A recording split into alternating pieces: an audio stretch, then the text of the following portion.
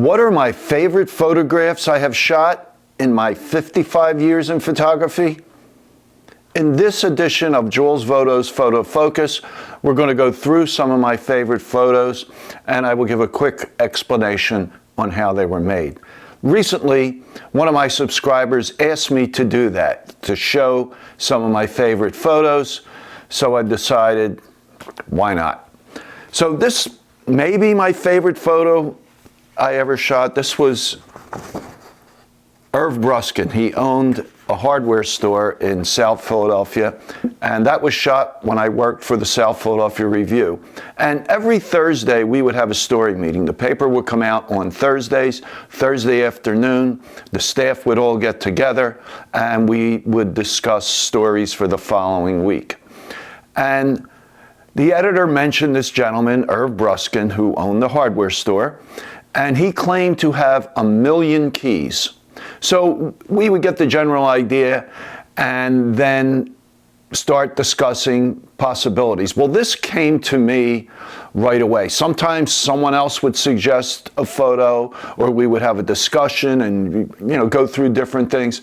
But soon as I heard that he had claimed to have 1 million keys in his store, I said, God, why don't we bury him in keys? Now, of course, he had to be cooperative. So we go to the store.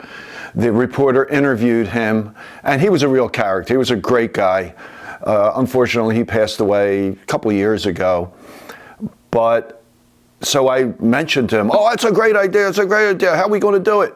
So one of his staff made a great suggestion. She said, why don't we cut out a piece of cardboard and fit it around his head? So I just cut this just to give you a general idea. So he laid down. I believe his head was on a toolbox. We put this cardboard, it was much bigger than this, on him, and he held it underneath. And they start pouring keys on him, all over the cardboard, on his hat, on his face. I even put one in his mouth. We didn't use that picture, but he was just had a really good time. We all had a really good time doing this. And I was up on a ladder, and I had an off-camera shoe cord, I believe, on I believe I was shooting with the F3 at the time. I think it was probably a 50 millimeter lens. So I'm up on a ladder shooting down, and the reporter held the flash off to one side. So, it turned out to be a really good photograph, and we entered it in the Philadelphia Press Association.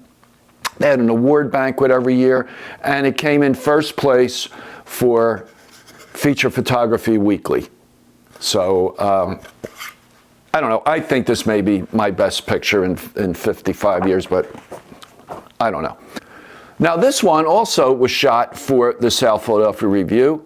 This is the council president and 2 council members at a meeting at a high school in South Philadelphia. So they were sitting at, like a 6-foot table up front, and I took some pictures from the front, but there was so much separation between them. And then I decided to go to one side, and I set up a slate flash. Forget what I put it on. Maybe a little tripod, maybe a little light stand, I forget. But I put that in front of them, and then I got off to one side. My focus was on Councilwoman Verna in the middle, and I was probably using the 80-200.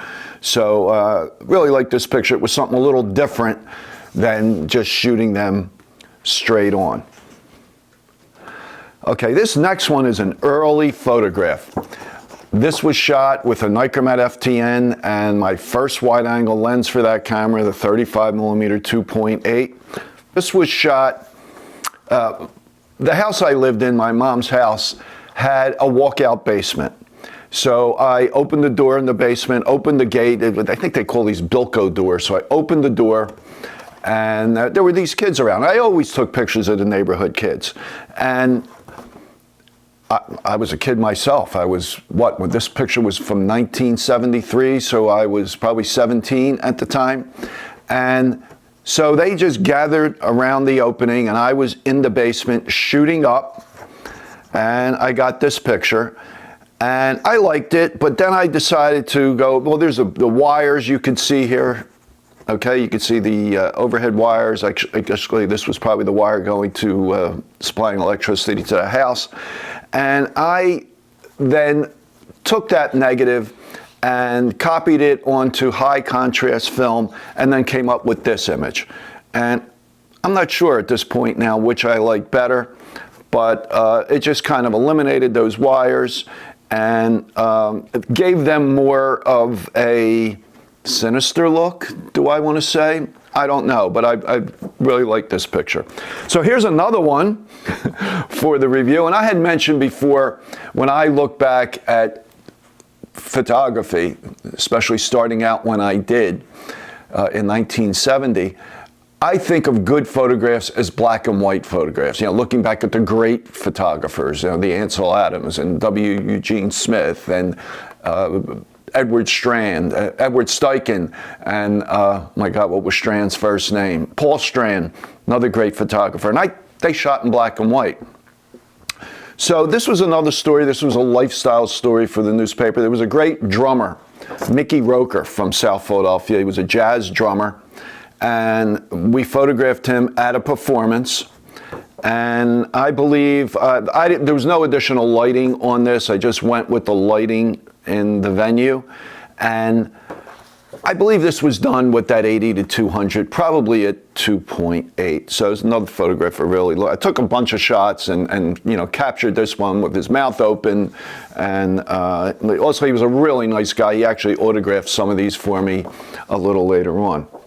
Now, I mentioned before in a previous video that not long after I got interested in photography, I started shooting black and white and making my own prints. I was shooting Kodachrome. I really loved Kodachrome. It's, you know, one of the unfortunate things in life that Kodachrome is no longer made. But I shot this picture of my son while we were on vacation, and they were doing some work at the Jersey Shore. I guess they were putting in sewer lines. So all these parts, these pipes and fittings were on the beach. And actually, the entrance to the beach actually was a grassy area. So I'm not sure how old my son was at this time, probably 3, I guess. And he just stepped into it, and I shot a few images, and I just liked the expression on his face. I liked the lighting on it. And so this is actually a Cibachrome print that I made. So I forget what lens was used. This was probably the f3 and probably, I don't know, maybe a 50. So here's another image on vacation from the shore. It was that same son, my oldest son, in the middle there with his 2 cousins. And they were just looking out of the window at the house we stayed at. And I printed this square on a sheet of 8x10 paper. And did a lot of dodging and burning in on this one to get a little bit of detail through the window. There was a lot of light coming through the window, and this was just all the available light, you know, window light coming through the window. And this also was probably shot with the f3. I know a lot of people like to know, you know, what equipment were you using. It's probably the 51.4 on the f3, but I don't really remember. Just a few more. This was probably my first attempt at street photography and candid street photography.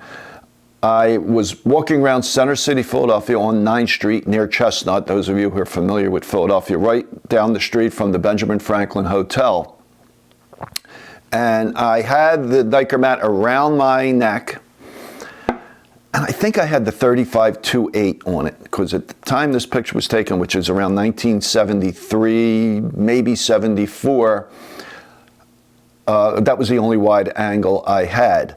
So I had it around my neck, I had it pre-focused, and I saw this woman crossing the street between these 2 cars. I believe this is Sansom Street, and I just fired off a few frames. Actually, probably just 1 frame, advanced the film, and shot another one. But it's not in real sharp focus, but I really like this picture. I like the expression on her face. She's holding tightly onto her handbag. And the Cadillac on the right is almost touching her. So again, an early attempt at street photography. And this was printed on RC paper. All right, and finally, just one more, another picture working for the newspaper. It was great working for a newspaper because you got to go a lot of places, get into a lot of places that you normally wouldn't be able to get into. I mean, we were on an aircraft carrier, on a helicopter, did ride-alongs with police, and we covered a lot of political things. So this next image is from 1992, and it was during the presidential campaign, and Bill Clinton was in South Philadelphia, and in a crowd near Pat Steaks, the famous Pat Steaks. And he was up on a stage, and I got some pictures of that, but then he kind of went into the crowd, and I just held my camera up over my head. And 1992, this was probably an f4. And I don't remember what lens. I believe I had the 35 to 70 at that time. God. Yeah, I think it was the 35 to 72.8, which was a great lens. And just held the camera over my head and fired off some frames. This was an advantage, you know, of autofocus, that you could do something like that. You know, today's cameras, mirrorless cameras with tilt screens would have made it even easier. I just basically just held the camera over my head and aimed down and almost cut his head off, but I didn't. And this was cropped a good bit. But, you know, I would do this like in that previous picture of the woman crossing the street. I could have done this without autofocus and just pre-focused, but I believe I used autofocus for this. So that's about it for these images. I hope you enjoyed them. It's nice to go back and revisit these things, at least for me, it is. Now, I know we only saw one color picture here, but like I said, I kind of lean towards black and white when I think of good photographs. So that's why most of these were black and white. And today I mostly shoot color, of course, in digital, and sometimes we'll convert to black and white. So I hope you enjoyed this video. If you did, please give it a thumbs up and subscribe to my channel. And if you have any comments or questions on this video, please leave them in the comments below. I always try to respond to all questions and comments. And if you like these pictures, you know, let me know that. If you didn't, if there's some you think, well, I really don't think that picture's that hot, let me know that too. I don't mind criticism at all. So thanks for watching. And I usually come out with a new video every Monday morning and Wednesday morning at 11 a.m. Eastern Time. And I will talk to you then.